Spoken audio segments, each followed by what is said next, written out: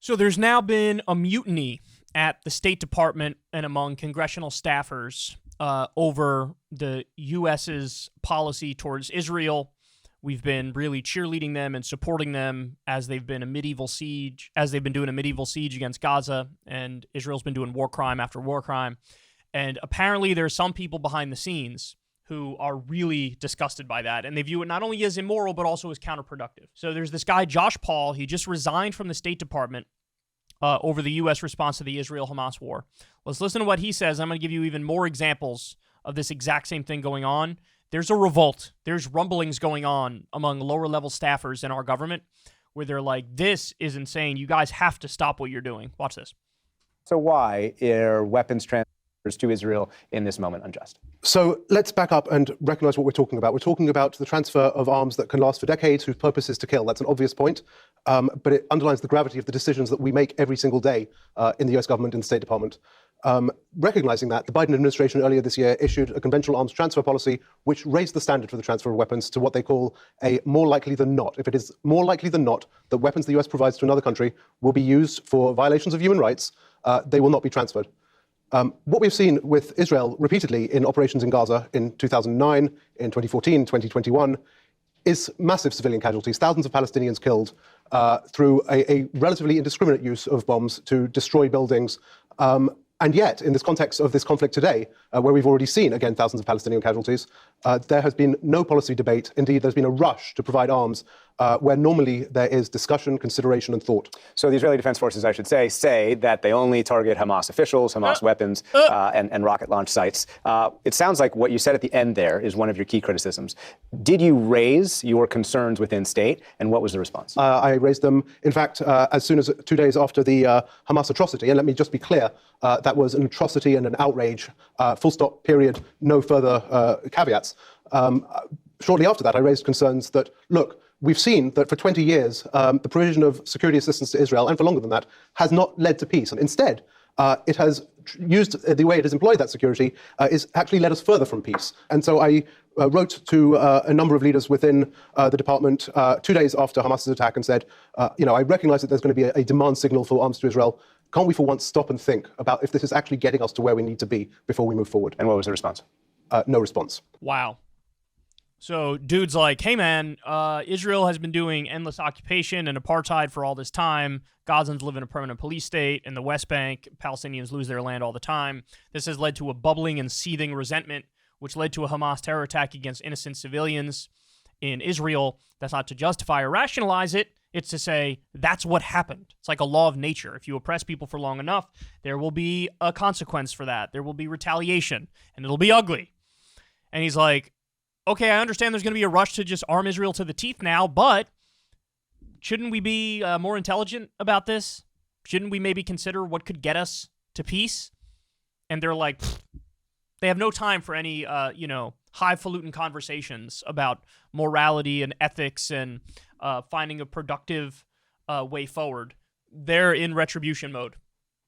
And so this is what this guy had to deal with. Now, by the way, the guy went on to ask a question about, well, what about all the times we've armed all these other dictators and Saudi Arabia and all these places? And he's like, look, in those instances, at least I felt like we had argument, debate, disagreement. We would attach addendums to whatever the policy was to make sure that we thought the weapons would get in the hands of the people who were more reasonable.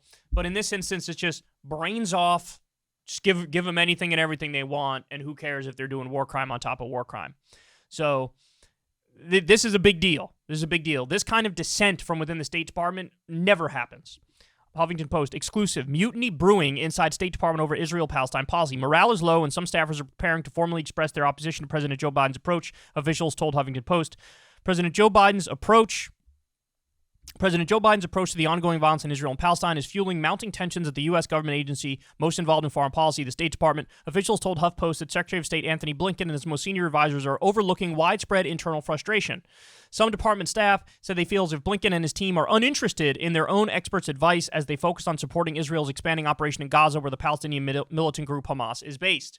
There's basically a mutiny brewing within state at all levels One State Department official said, since Hamas's October 7 terror attack on Israel, fighting in the region has killed more than 4,000 people, and Israel is preparing a ground invasion of Gaza that is expected to claim tens of thousands of additional lives. Biden and Blinken say they want to help Israel decisively defeat Hamas, but that they do not want to see the suffering among ordinary Gazans or a broader regional conflict. Both have recently visited Israel, and Blinken is prioritizing an attempt to open the Gaza-Egypt border to allow humanitarian aid into the besieged region and let some civilians out. Two officials told Huffington Post diplomats are preparing for what's called a dissent cable, a document criticizing American policy that goes to the agency's leaders through a protected internal channel.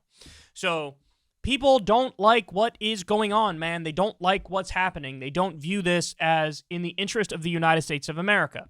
And I think they're right about that. Now, I got more for you. So this here is from Ryan Grimm.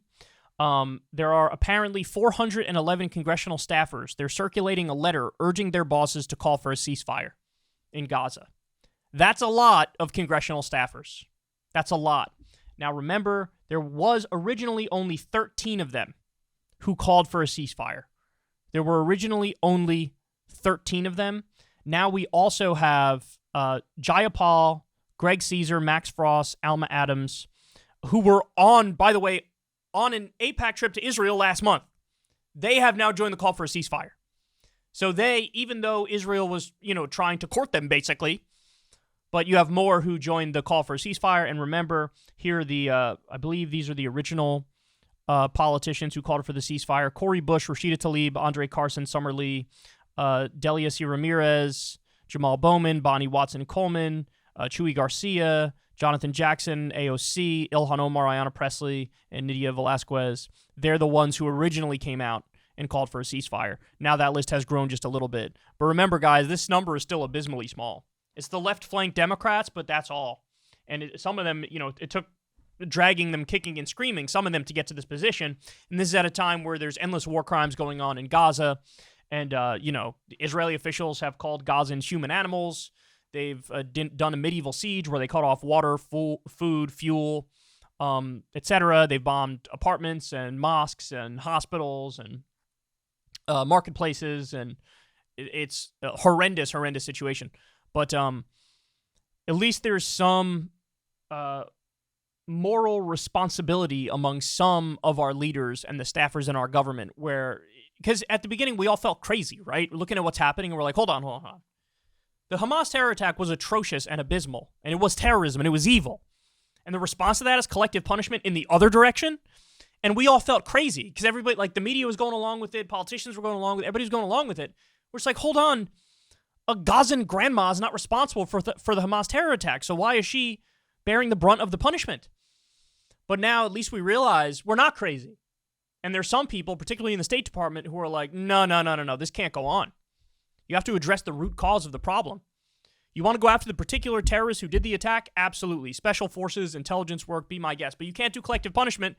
And we got to get to the core of what the problem was that led to this in the first place, which is the illegal occupation, which is the apartheid system, which is the no human rights for Palestinians, the oppression, the land being stolen day after day after day, so on and so forth. So at least there's some movement in the right direction, but hopefully it's not too little too late, which it does kind of feel like that, doesn't it? Hey, y'all, do me a favor and like and subscribe. It helps out big time in the algorithm. Click the bell as well for notifications when videos drop, and watch that video on screen right now. You know you want to.